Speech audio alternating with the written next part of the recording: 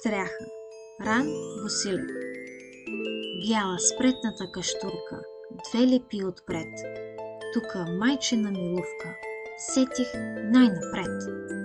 Тука под лепите стари, не веднъж играх.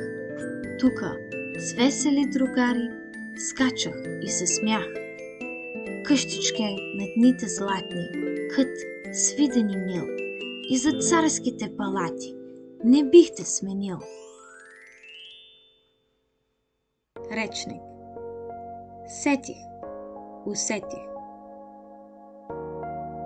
Тука майчина милувка, сетих най-напред.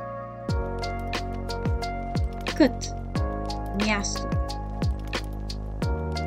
Кът свиден и мил, злати, златни. Къщичке на дните злати, палати, дворци. И за царските палати не бих те сменил.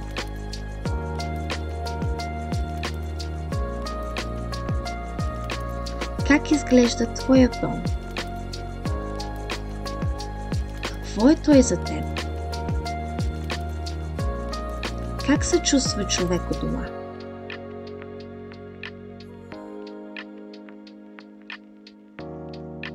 Как поета нарича родния дом? Как е описан домът? Защо е мил и свиден?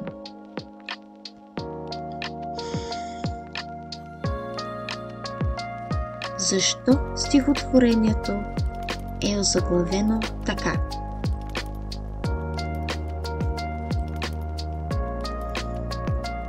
С какво чувство говори поета за родния дом?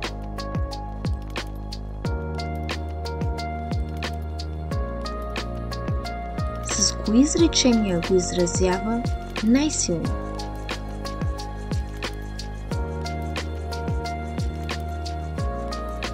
Защо използва умалителни, съществителни имена?